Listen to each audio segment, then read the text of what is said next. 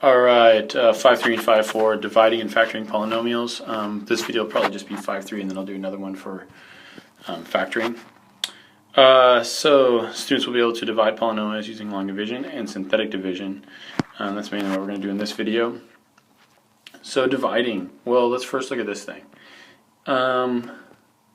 Remember that you have to always pretend like there's imaginary parentheses whenever you have division bars. But that's okay, because we're going to see if we can take a 4xy out of every single term. And if we can, then we can just divide this by every single term. Instead of having to worry about whether or not we can do it to the whole thing, we can technically rewrite this as 4x cubed y squared over 4xy plus 8x y squared over 4xy. That's a y. Minus 12x squared y cubed over 4xy. So, I mean, if you think about it, this is just like taking a step backwards from having common denominators, right? If you have common denominators, you can put it all up above one thing, or you can work backwards and separate into three parts. Well, we're going to separate the three parts here because things will cancel out nicely. 4 divided by 4 is just 1. X cubed divided by x is x squared. Y squared divided by y is just y. Next term we have 8 divided by 4. Well, that's 2. X divided by x just 1, so 2 times 1 is still just 2.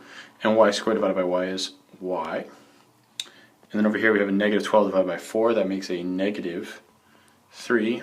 X squared divided by x is just x. And y cubed divided by y is y squared. We don't have any like terms, but we've definitely simplified this quite a bit by dividing it. And there we go. We were able to divide each term. Now, what happens if it doesn't divide nice and neat? So we're going to talk about long division. I like to show people how to do original long division.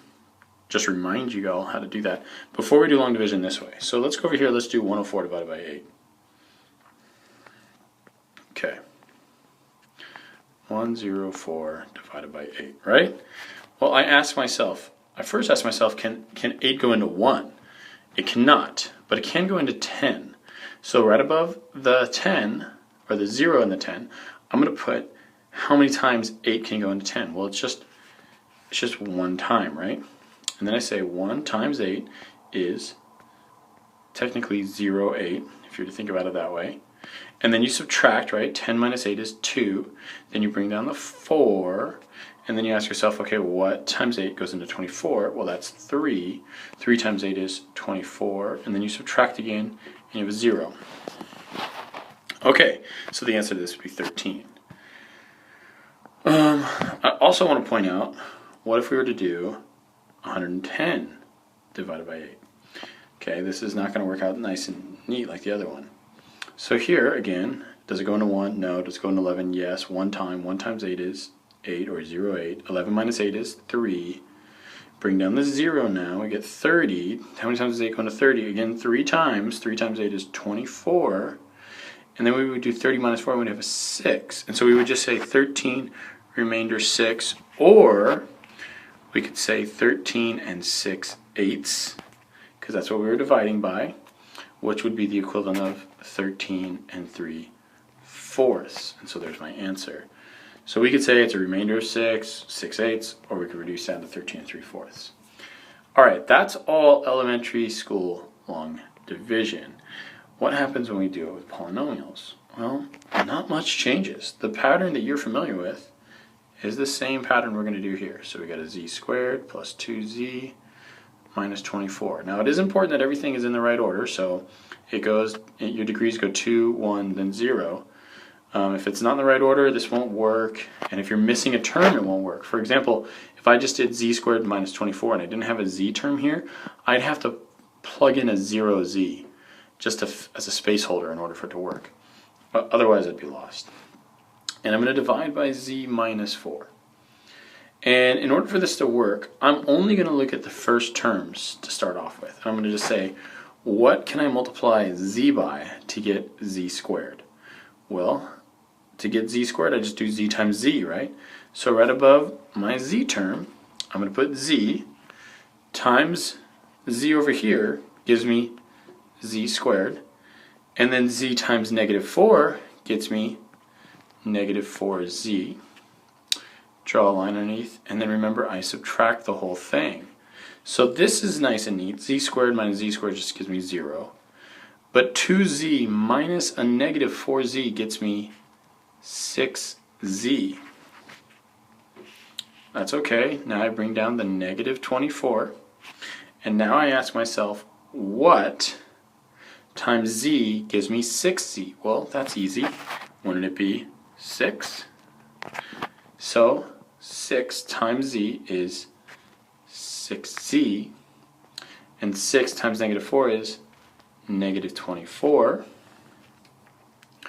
Kind of see where this is going. 6z minus 6z negative 24 is just 0. So my answer is just z plus 6. And now if I was to go back and use FOIL or the box method and do z plus 6 times z minus 4, it should give me this back, and it would.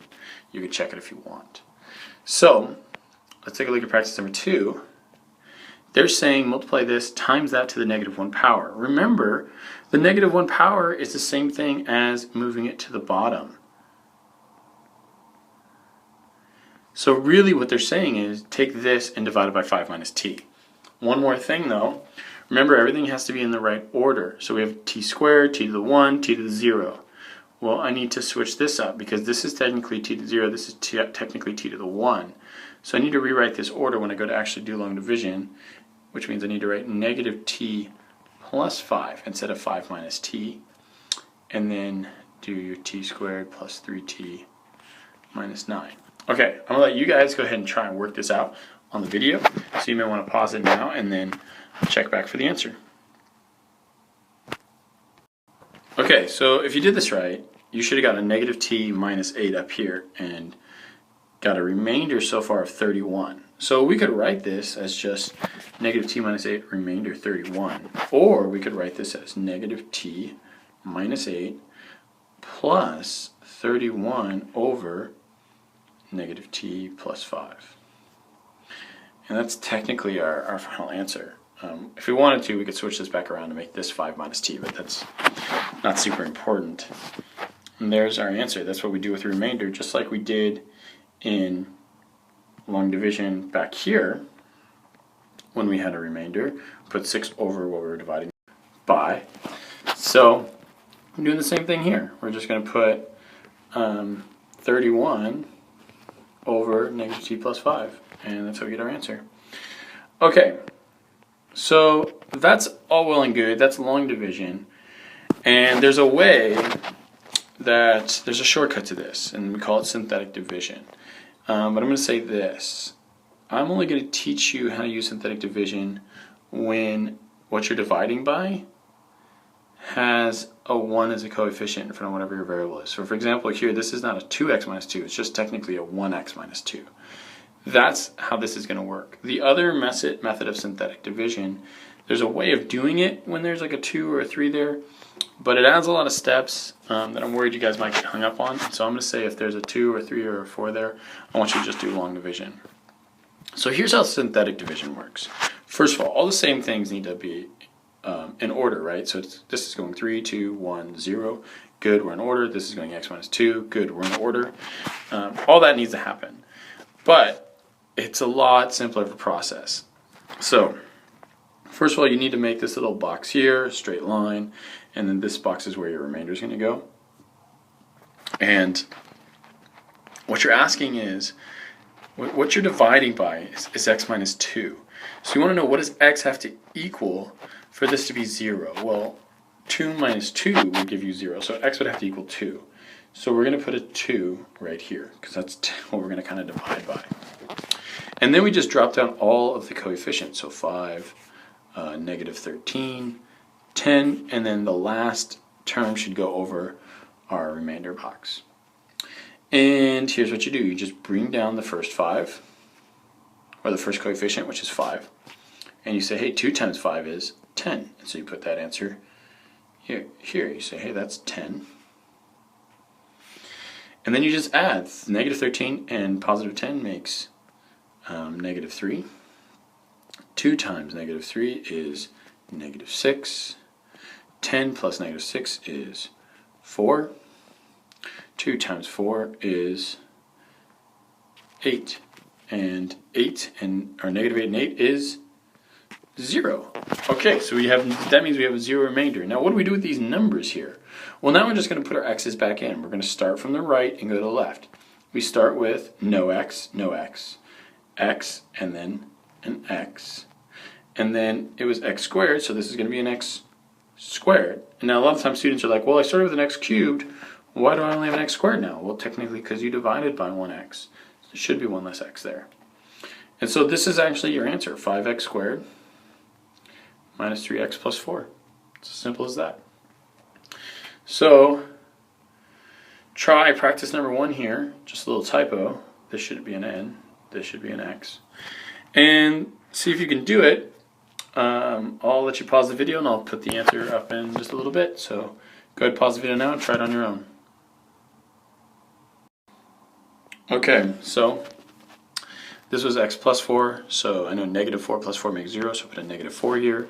Wrote out my coefficients, 1, 10, 22, and negative 8. Brought down the 1. Negative 4 times 1 is negative 4. 10 and negative 4 is 6. Negative 4 times 6 is negative 24. 22 and negative 24 is negative 2. Negative 4 times negative 2 is positive 8. Negative 8 and 8 is 0. And so my answer is just 1x squared plus 6x minus 2. Boom. That is it. Alright, I'll go ahead and post this video and then post up the factoring one next.